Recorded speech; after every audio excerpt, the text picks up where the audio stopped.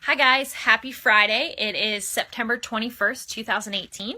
It is the first official day of fall. So for Fact Friday, we thought that we would do fall prevention. Falls are actually the leading cause of injury in individuals over the age of 65.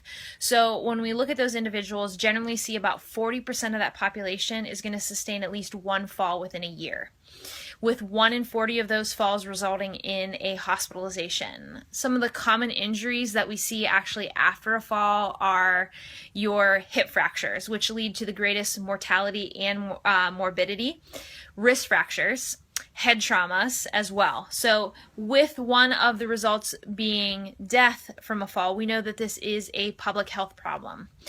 And people often ask me, well, is the incidence of falls higher in the elderly population? And no, it's not. Because if we look at our toddlers and we look at our youth athletes, they fall all the time. The problem in the elderly is that they have a higher incidence or a higher risk of injury from a fall because they have a lot of increased amount of clinical diseases such as osteoporosis. So when we look at osteoporosis, that's a decreased mineral density.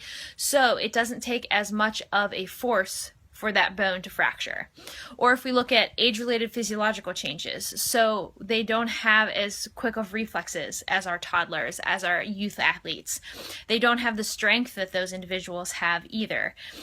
So because of those age-related physiological changes, that puts our individuals that are over 65 at a higher incidence of injury from a fall. And the problem is when they sustain a fall, their recovery is often delayed. So that leads to further deconditioning. Further deconditioning leads to a even higher risk of falls. So one of the things we want to do is we want to prevent falls as much as we can. So the U.S. Public Health Service actually estimates that 2/3 of individuals that die from falls could have been prevented. Those deaths could have been prevented. So what are the things that we can do for these individuals? Number one is an environmental assessment and modification. So when we look at the research, we see that the number one risk factor for falls is actually environmental concerns.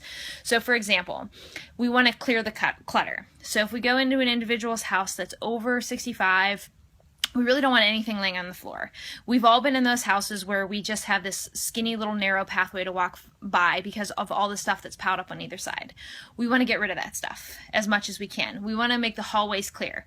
We don't want any cords laying on the floor because those cords are a trip hazard. One of the biggest trip hazards and almost all elderly people have in their homes is throw rugs. We want to get rid of those throw rugs. They can become caught if you're on the walker on the corner, cause a fall. Their foot can cause a fall because they don't have as much hip flexion as we get older. And our inability to lift that leg becomes less, putting them at higher risk for tripping on that corner. We also want to make sure that there's adequate lighting in the individual's house. So if the individual has decreased vision, which most elderly people don't have the same vision that they had, lighting will help to increase not necessarily their vision, but their ability to see versus poor lighting. The other thing is handrails. So often another high risk area for falls is the bathroom, getting into and out of the tub. So we want to make sure that they have adequate, stable handrails to get in and out of the tub to help prevent them from falling in that manner. So that's number one, is environmental. That's one of the biggest things you can do because it's one of the leading causes of falls. Number two is a good exercise program. So we know as individuals get older, we tend to see a decline in activity. So what we want to do is we want to help get them on a good exercise, supervised exercise program to help improve their strength, increase their muscular endurance, help improve their body dynamics, as well as increase their balance and gait. So if we can get individuals on that exercise program, I think it will help to decrease the risk of falls. And research is showing that the environmental assessment and a good exercise program is one of the best ways to prevent falls and hopefully prevent that the deconditioning and everything that is associated with falls. I hope you guys have a great weekend. Enjoy this first day of fall. It's about 80 degrees outside in Pittsburgh, so it doesn't feel like fall at all. But I'm not going to complain because I know that it'll be just around the corner. Have a great weekend, guys.